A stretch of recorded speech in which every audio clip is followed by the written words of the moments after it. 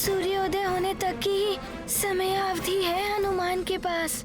ऋषि दुर्वासा और उनके शिष्यों के आने से पूर्व मुझे कल्पवृक्ष को ढूंढकर उसे यहाँ पर स्थापित करना होगा।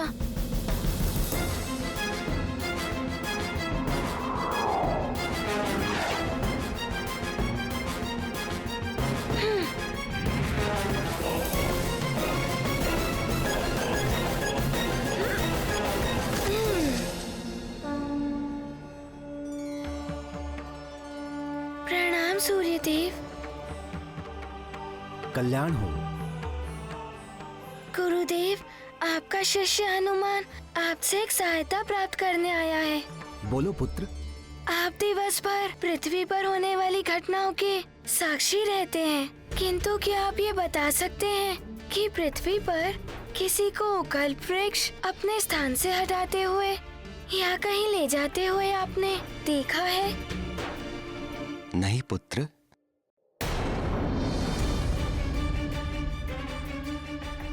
फिर क्या कोई कल्पवृक्ष को स्वर्गलोक में ले गया है? स्वर्गलोक का कोई निवासी ऋषि दुर्वासा के कार्य में बाधा उत्पन्न करने का दुस्साहस कदापि नहीं करेगा हनुमान। पुत्र हनुमान, यदि कल्प वृक्ष न तो पृथ्वी मार्ग से और न ही वायु मार्ग से कहीं ले जाया गया है, तो फिर वो कहाँ लुप्त हो सकता है हनुमान?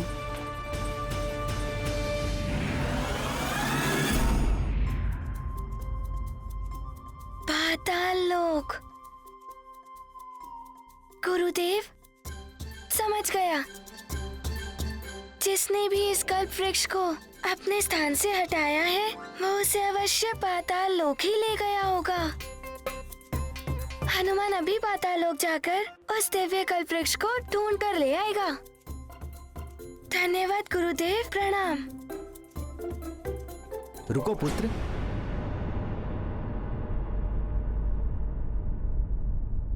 वो दिव्य कल्प वृक्ष पाताल लोक में दुष्ट असुर युपाक्ष के पास हो सकता है। ये वही युपाक्ष है जिसको वरदान प्राप्त है कि वरदान प्राप्त है मुझे मात्र नारायण, या उनसे वरदान प्राप्त कोई उनके समान कोई अन्य शक्तिशाली योद्धा मात्र वराह रूप में मेरा संहार कर तुम्हें मुक्ति दिला सकता है कल्पवृक्ष। परंतु नारायण क्यों आएंगे तुम्हारे लिए? इसीलिए अब अनंत काल तक तुम मेरे बंदी हो कल्पवृक्ष, और तुम्हारी भलाई इसी में है कि तुम मेरी समस्त इच्छाओं की पूर्ति करो।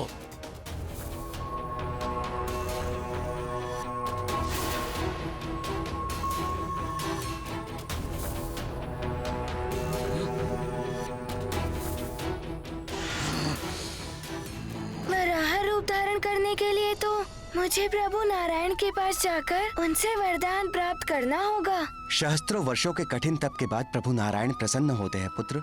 उनके दर्शन प्राप्त करना इतना सरल नहीं। किंतु हनुमान के पास तो बहुत अल्प समय है। मात्र ऋषिवर दुर्वासा के तप के आरंभ होने के मुहूर्त तक की ही समय अवधि है हनुमान के पास। ऐसी स्थिति में हनुमान क्या करे गुरुदेव?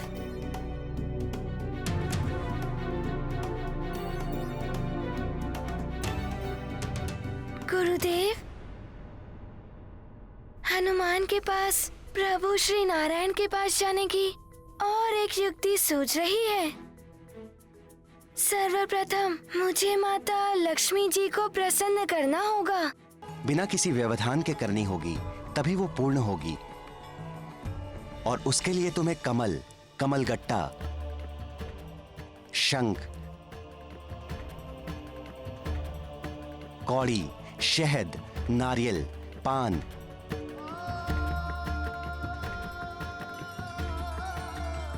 पुष्प और फल इत्यादि का प्रबंध करना होगा।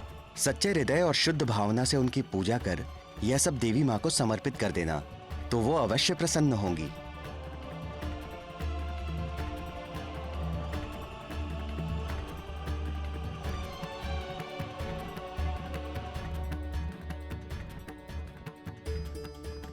प्रभु, मुझे प्रसन्न करने के लिए हनुमान को एक परीक्षा देनी होगी।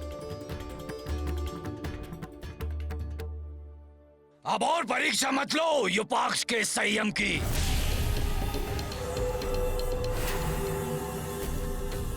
पहले तुम्हें विनम्रता से कहा, फिर तुम्हें आदेश दिया, फिर भी तुमने नहीं सुना। परंतु अब मैं तुम्हें चेतावनी दे रहा हूं, मेरी समस्त इच्छाएं पूर्ण करो, अन्यथा मैं तुम्हें जला दूंगा कल्प वृक्ष। तुम्हारी प्रत्येक टहनियां, पत्ते भस्म हो जाएंगे, नष्ट हो जाओगे तुम।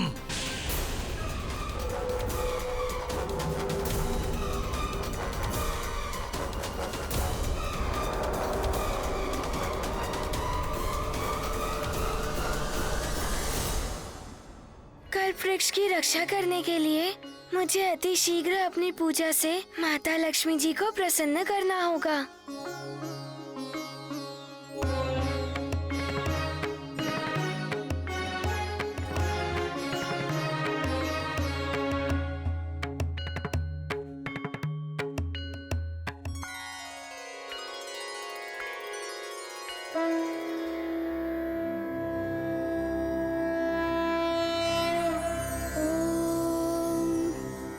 लक्ष्मी शिरसंप्रराजतनया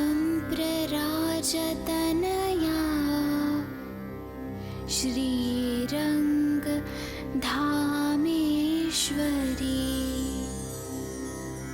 दासीभूत समस्तदेव वनिता लोकैक दीपांकुरा श्रीमनमन्द कटाक्षलब्ध विभावा ब्रह्मेन्द्र गंगाधरा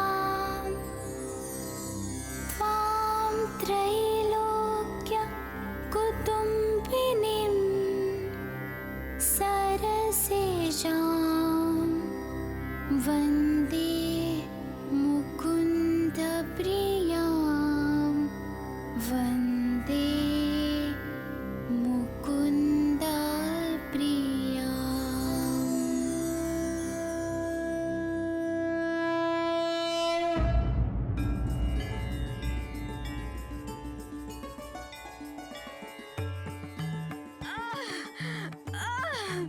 कोई रक्षा करो, कोई रक्षा करो मेरी। मेरे प्राण निकले जा रहे हैं, कोई चला दो मेरे लिए।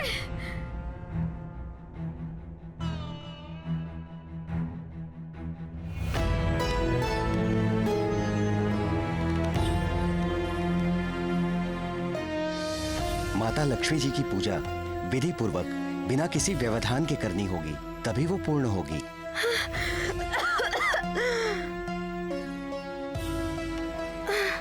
माता की पूजा ऐसे ही छोड़कर चला गया तो माता को प्रसन्न नहीं कर पाऊंगा, और किसी असहाय की सहायता करना भी सर्वोच्च धर्म है। मैं उसे खंडित भी नहीं कर सकता।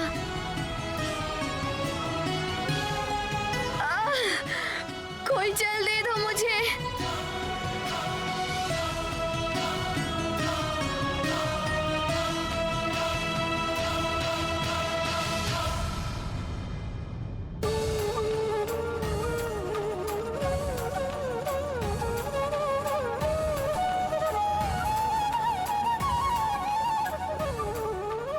मुझे क्षमा करना माता,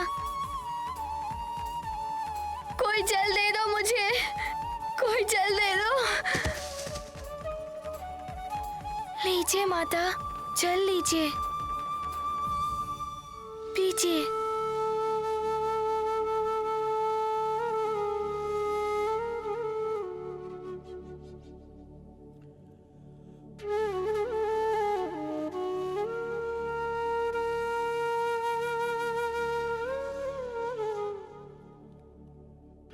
तुम्हारा कल्याण हो पुत्र।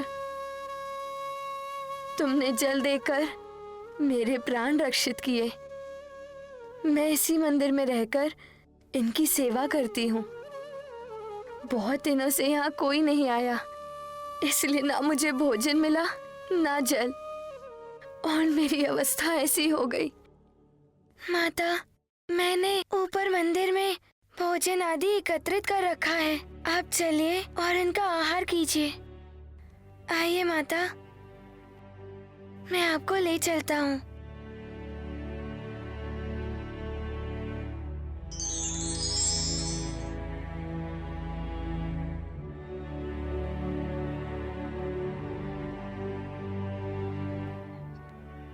विराजिए माता।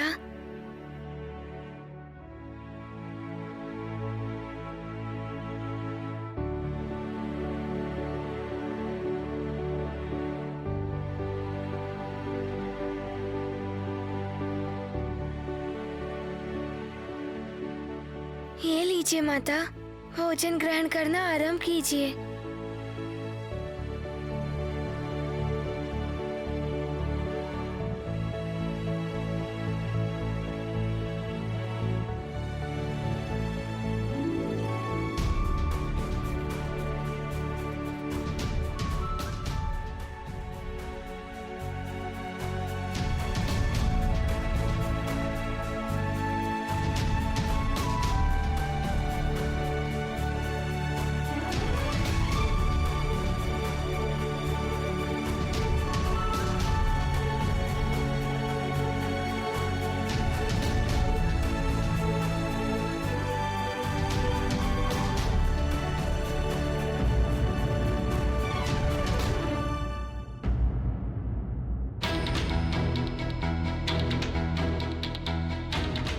पुत्र, तुम यहाँ देवी माँ की पूजा कर रहे थे। ये तो अनर्थ हो गया पुत्र। तुम अपनी पूजा बीच में छोड़कर मुझे देखने क्यों चले आए? और देवी माता को अर्पित करने के लिए एकत्रित जल एवं फल आदि तुमने मुझे क्यों दे दिए? तुम्हें ऐसा नहीं करना चाहिए था पुत्र। मेरे कारण तुमने माता लक्ष्मी जी की उपेक्षा कर दी। अब तो मैं भी तुम्हारे इस पाप की भागीदार बन गई। जगत की सारी नारियां माता लक्ष्मी जी की ही स्वरूपनी है। यदि मैं आपकी सेवा करता तो माता लक्ष्मी जी को कोई उपेक्षा नहीं होती। यदि मैं आपकी सेवा ना करता तो उनको कष्ट होता और ये मुझ पर अत्यंत कुपित हो जाती। परंतु इसमें व्यवधान पड़ने से तुम्हारी पूजा तो अपूर्ण रह गई। माता, मेरी माँ कहती हैं कि किसी निराश्रय और असहाय प्राणी की कोई सेवा करे उसे भी भगवान की ही आराधना ही कहते हैं। मेरी पूजा और अपनी पूजा की सामग्री में पुनः एकत्रित कर अपनी पूजा संपन्न कर सकता हूँ। माता, मुझे ज्ञात है मेरे पास बहुत अल्प समय है, परंतु समय पर आपकी सेवा करना भी आवश्यक था। यदि मैं आपकी सहायता न करता, मेरी पूजा पूर्ण होकर भी अपूर्ण रह जाती।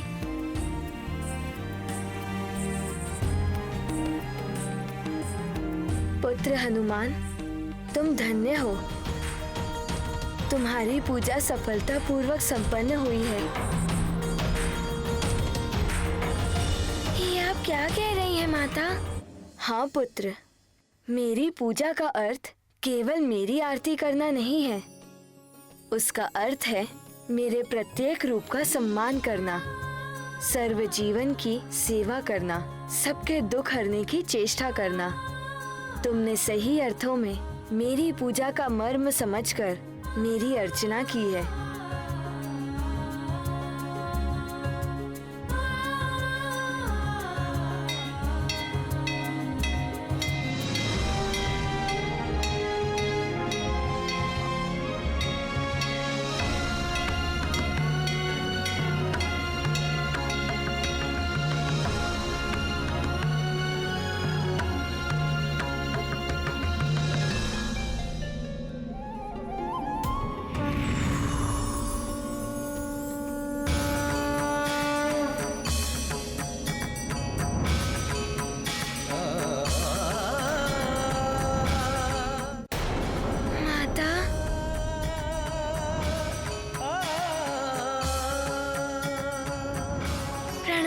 लक्ष्मी जी।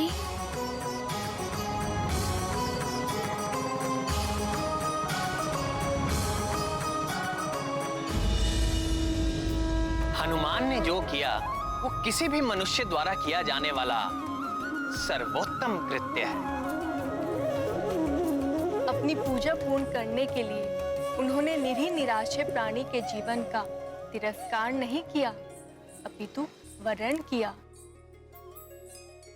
सर्वप्रथम उनके प्राणों की रक्षा की और ये प्रमाणित कर दिया कि अन्य प्राणियों की सेवा करना, उनके दुखों को दूर करना प्रभु की पूजा के समान है।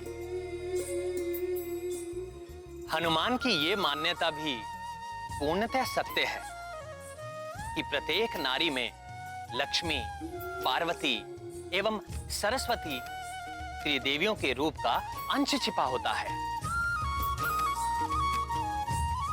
इसलिए किसी भी नारी की अवहेलना और अपमान स्वयं त्रिदेवियों का अपमान है। इसलिए जिस समाज एवं गृह में नारी का सम्मान होता है वहां समृद्धि आती है, और जहां अपमान होता है वहां पतन और विनाश होता है। इसीलिए प्रत्येक नारी का सम्मान ही सही अर्थों में देवी की पूजा है। कल्याण हो पुत्र हनुमान। मैंने ही तुम्हारा प्रसाद और जल ग्रहण किया है। तुम मेरी परीक्षा में सफल हुए हो। मैं तुम्हें वरदान देती हूँ पुत्र कि तुम्हें प्रभु की कृपा प्राप्त होगी और उस असुर का वध करने के लिए तुम अपने जीवन में एक बार वराह रूप ले पाओगे।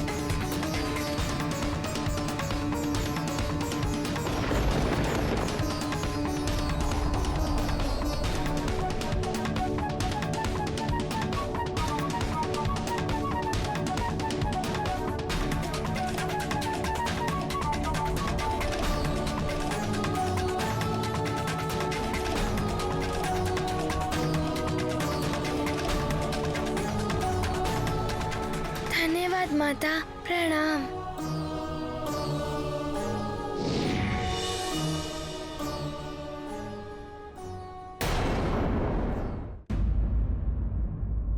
माता, आपकी कृपा पाकर हनुमान कृतार्थ हो गया। अब हनुमान निश्चिंत होकर कल्प वृक्ष की रक्षा करने के लिए पाताल लोक जा सकेगा।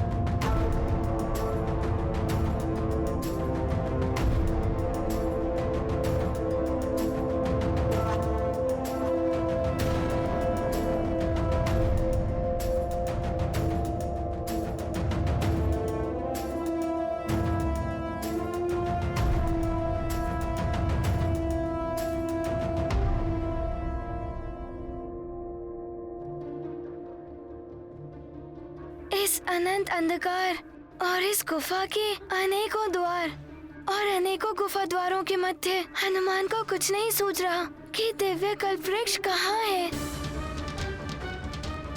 हनुमान अब कौन सा मार्ग ले दिव्य कल्प वृक्ष को ढूंढने का? ऋषि दुर्वासा जी शिष्यों के संग किसी भी क्षण मानसरोवर से लौट कर आ सकते हैं।